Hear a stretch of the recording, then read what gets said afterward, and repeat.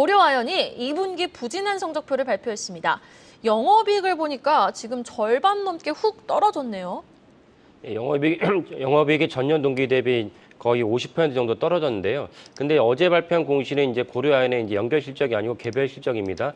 그래서 참고로 이제 공시에 대해서 좀 말씀을 드리면 우리나라 공시 규정은 이제 플러스 마이너스 15% 또는 30%가 매출, 영업이익, 순이익이 변동을 하면은 그 공시 마감이 이전에 스스로가 이제 공시를 해야 되는 규정이 있습니다. 그러니까 고려아연이 개별 공시를 갖다 했는데 연결 실적은 발표하지 않았다는 것은 연결은 이제 거기에 범죄에 포함하지 않는다.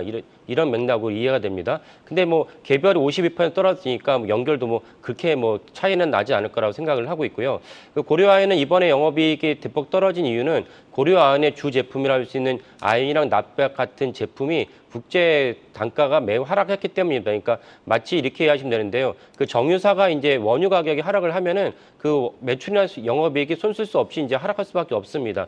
그런 맥락으로 원유에 해당하는 것이 고려아연에게는 아연과 납인데 고려아연과 아연의 납 가격이 하락을 했습니다. 작년에 인플레이션 때는 원자재 가격이 너무 올랐고 그때 고려아연의 주가만 올랐었는데 사실 그것이 정상으로 돌아갔다라고 보시면 되겠고요. 근데 고려아연에게서 그 주가를 결정짓는 두 가지 요소는 사실 이거보다는 더 큰 거는 이제 최윤범 회장에 대한 경영권 분쟁이 있었는데 제가 보기에는 거의 이제 그 장영진 회장과 최창호 회장 사이의 경영권 분쟁은 끝나지 않았나라고 생각을 합니다. 그래서 최영걸 회장이 그 경영권을 갖다 유지하게 됐고 또 하나 중요한 거는 고려아연이 이제 이르면 10월 달부터 동박을 생산하게 됩니다. 2차 전지에 여러 부품이 있는데 전구체 그 전해질 그다음에 음극재, 양극재가 있는데 동박이 제가 보기에 거의 유일하게 주요 제품 중에는 지금 출혈 경쟁 구도에 들어섰다 이렇게 보고 있습니다. 우리나라만 하더라도 동박에 대해서 롯데머티리얼즈 그다음에 SKC의 자회사인 SK넥슬리스, 고려아연 등이 이제 그 출혈 경쟁이 불가피해졌는데 고려아연이 10월 달부터 이제 그 동박을 생산하게 되는데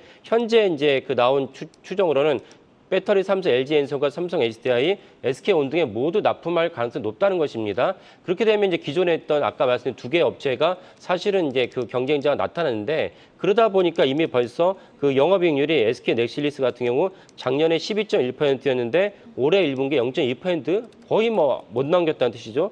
롯데머티리얼즈 같은 경우도 11.6%에서 3.7%로 내려갔습니다. 근데 여기서 고려아연이 저는 또 우위했다고 보는 것이 왜 그러냐면은 고려아연은 동박의 원자재를 할 수 있는 전기동을 독자 생산합니다. 그러니까 다른 두 개의 회사는 동박을 갖다가 생산하려면 전기동을 갖다 어디서 가져와야 되는데 고려아연은 계열사에서 가져올 수 있으니까 원가 경쟁이 탁월하다. 그런 출혈 경쟁력에서는 원가 경쟁력을 갖고 있는 고려아연이 뭔가 승자가 되지 않을까라고 이제 점치겠습니다. 네, 알겠습니다. 고려아연 실적 점검해봤습니다. 마지막으로 실적 하나 더 체크해보겠습니다. 대한항공입니다. 여행객 급증에도 불구하고 지금 부진한 성적표를 내놨거든요. 구체적인 이유 어디에 있을까요?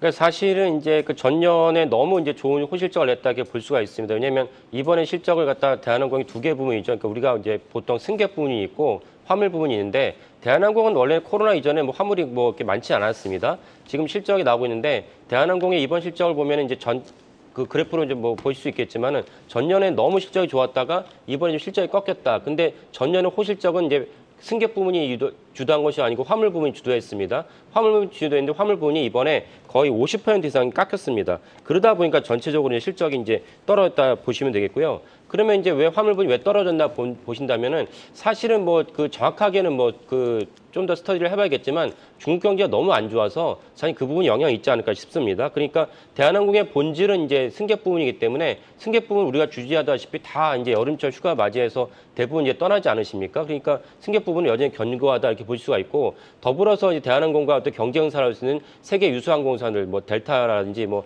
아메리카 에어라인이제 이런 데를 보면 다 실적이 좋고 이제 매출도 좋습니다. 그러니까 그런 점에서 대한항공도 사실은 긍정적이라 보시면 되겠고 그리고 이제 대한항공에 대해서 작년에 PBR이 1.31이었는데 작년 7월에 1.31이었는데 올해 PBR이 1.07입니다. 그러니까 작년보다도 이게 코로나가 풀렸는데 올해보다 PBR이 낮다는 것은 너무나 저평가를 받고 있다 이렇게 볼 수가 있습니다.